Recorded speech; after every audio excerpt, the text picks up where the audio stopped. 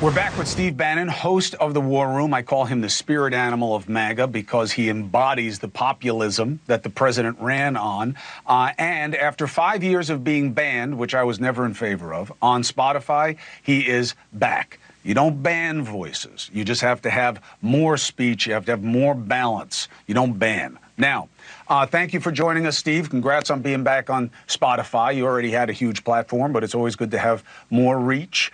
We were talking about domestic terror.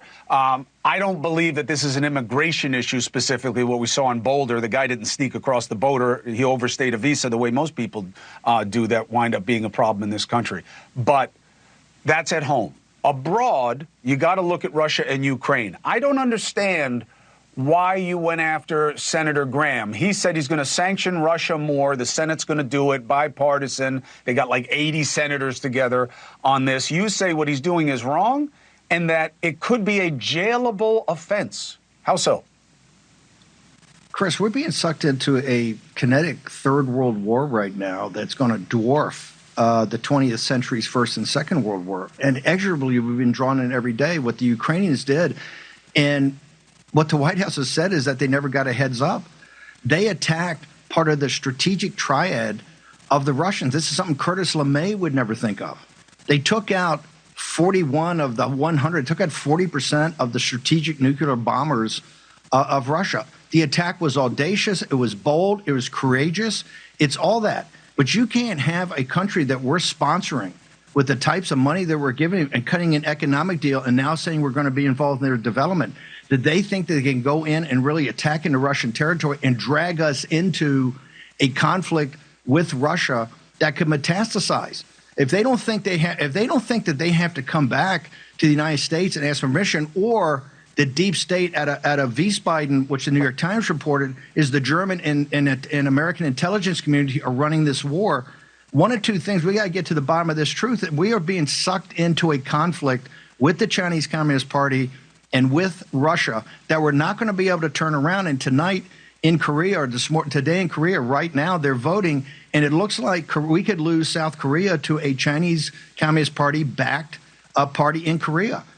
People are not awake of what is happening throughout the world and how we're being sucked in, and supposedly by somebody we support like Zelensky, to know that he never gave the White House a heads up. He never asked permission to do this. He would do really a brilliant but a deep strike into part of their nuclear, essentially taking out our B-52s, which these old Russian planes are.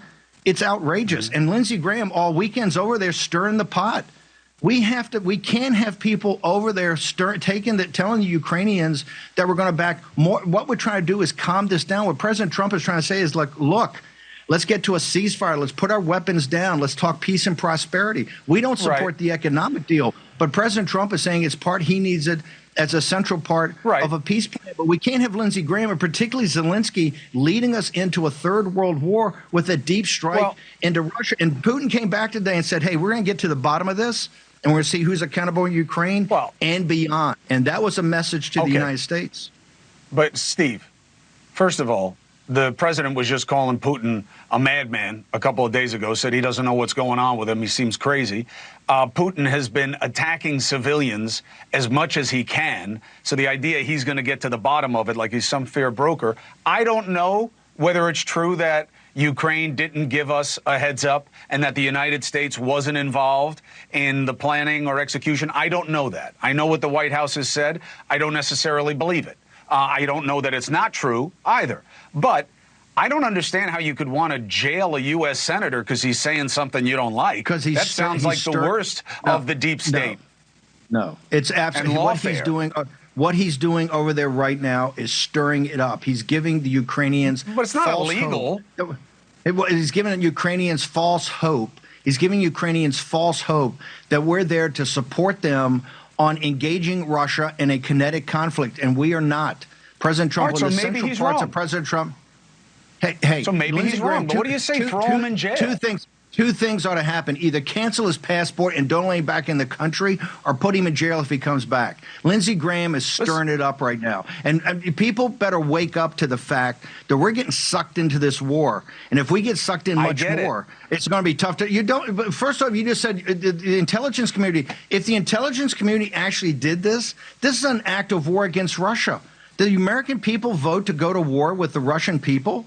This thing is so serious. But look, I'm being serious. Curtis LeMay at the top of the game, and during the worst years in the Soviet Union, during the Cuban Missile Crisis, we never even conceived of going out and taking out 40% of their bombers on runways. The attack was audacious. It was brilliant. But the problem is it gets us involved in a conflict that no one in the United States wants to be part of, and it's going to make it tougher for us to break off. I don't disagree with that. I'm just saying you can't be throwing people in jail because you don't like what they say. That's my only point. I'm not saying that you're wrong about where this might lead and how dangerous it is. And that's why I wanted you on to discuss it. We're watching it very carefully, and we will continue to do so. And you are always welcome here to make your case. Steve Bannon, I appreciate you. Appreciate you, sir. Steve Bannon, host of the War Room.